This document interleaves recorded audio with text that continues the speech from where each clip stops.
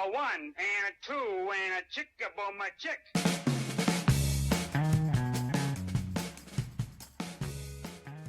What's working for a lot of my remodelers right now? They're implementing JobTread. It's helping them tighten up estimating, improve communication with clients, and most importantly, increase profits. I've seen firsthand how JobTread users are hitting better gross profit margins and making faster decisions because they've got the numbers at their fingertips. If you're still trying to manage projects with spreadsheets or a patchwork of tools, it might be time to level up. Head over to JobTread.com and check it out for yourself. I have dozens and dozens of my remodeling clients using JobTread. They love it. Go to www.jobtread.com.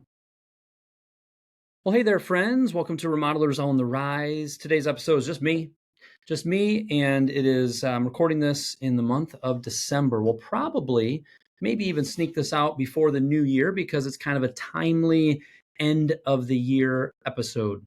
Wanted to give you 3 examples of how to perhaps capture a little bit of the who, what, where, a little bit of the highs and lows, a little bit of the what worked, what didn't for the year, to recap the year, to learn from the year, to have perspective on the year, to have some enjoyment of what actually took place this year before we all hustle off and start to think about 2025, whoop-de-doo. What about 2026?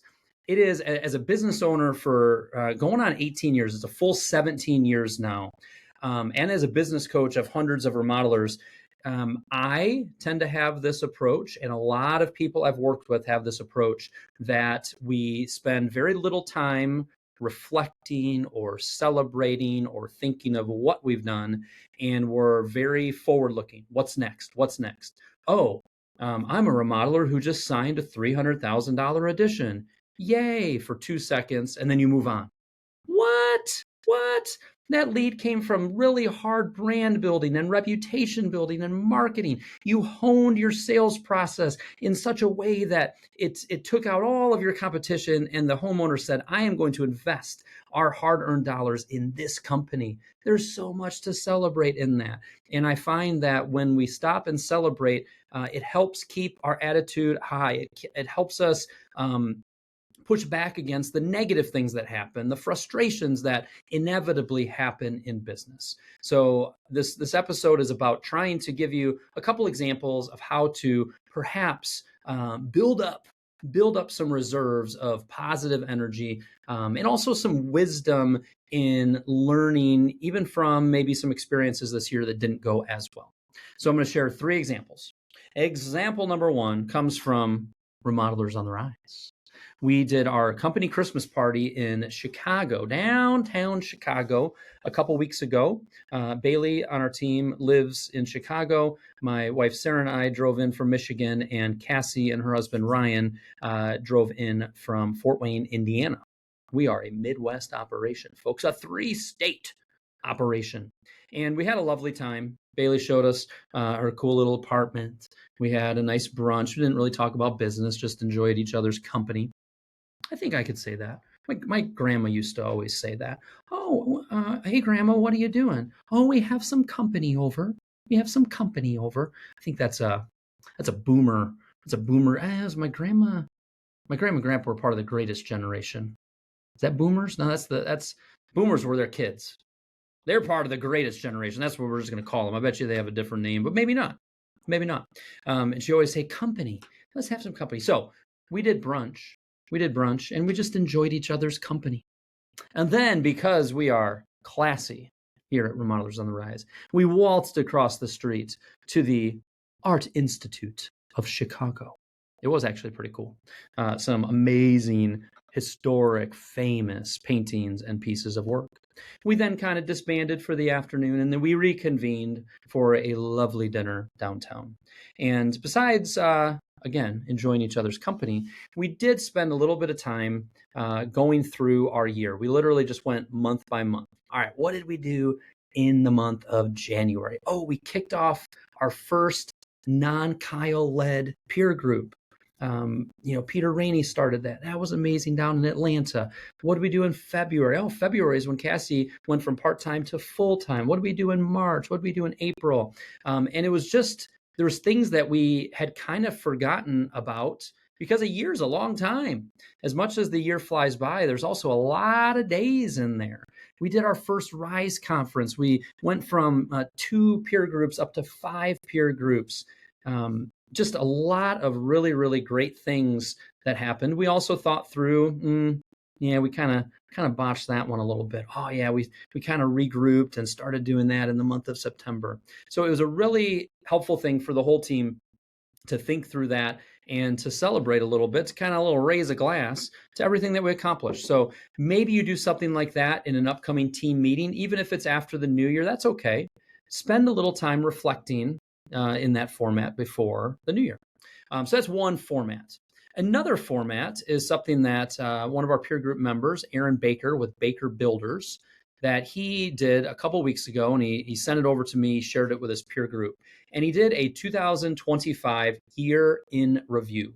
Because the first time he did it, he kind of opened up a document and just started writing out and reflecting on what went well, what didn't go well, what they implemented, small things, big things. He had a list of the 20 projects that they completed, total revenue of over $3.9 million, and listed all of those out. It was good for him to kind of reflect on that. He listed out his current team members and also listed out teammates that have moved on. They had a little bit of attrition this year of some people that started and quickly were done, some longtime team members that have moved on. So he kind of documented that and reflect. I did get a kick out of the last bullet point. The guy I hired, but who never showed up. I mean, what? How do you accept a job and then have all this onboarding, getting ready, tomorrow's the big day, and then you just don't show up and don't communicate? People are a little crazy sometimes. Another part of his year in review was technology improvements. They migrated from QuickBooks Desktop to online. They got JobTread up and running. They changed payroll services. I went through all of the new trade partners that they developed. It was a great kind of reflection on, wow, there's several new folks that we were able to develop relationships with. He did team/organizational improvements. They implemented and really dug into DISC personality assessments this year. They wrote their core values. They reorganized some of their departments. They implemented toolbox talk safety meetings, implemented state of business site meeting, implemented one-on-one manager meetings, and the list goes on. Really reflected on all of the things that they did from a team/organizational side.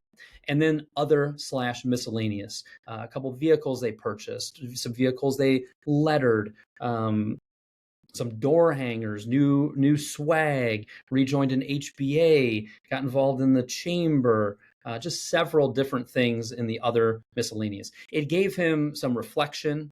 It allowed him to see, wow, you know what? As much as we could have done this or we should have done that, by the way, don't should on yourself.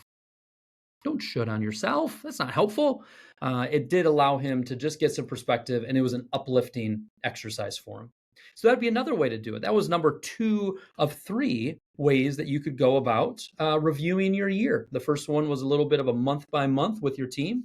The other one was documenting in different areas what was going on. And then one other one, actually, before I shared this one, we're 8 minutes into this podcast or so, 9 minutes. We ought to take just a little. Can we just take a quick break to hear from this year? One of the things that Remodelers on the Rise, we have some sponsors.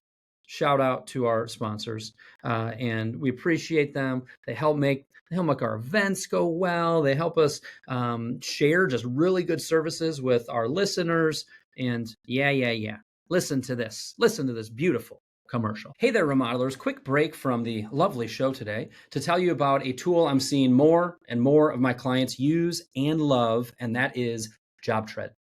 JobTread is an all-in-one construction management software that helps you simplify your sales process, stay on time and on budget with projects, and know your numbers from start to finish. If you're still juggling spreadsheets, emails, and whiteboards, this is the kind of system that brings everything together in one place. Estimates, scheduling, job costing, invoicing, even a client portal that helps you create happier customers. Plus, the reporting tools make it easy to track your profitability in real time. And if you're just getting started, they've got boot camps, a fantastic support team, and an annual user conference that brings remodelers together from all over the country.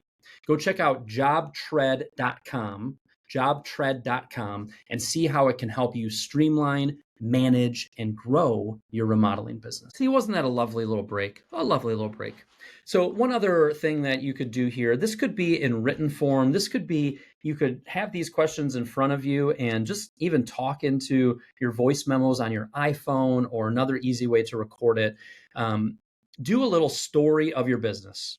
Think through your year, your 2025 story of your business. Number one, what worked? Number two, what didn't work?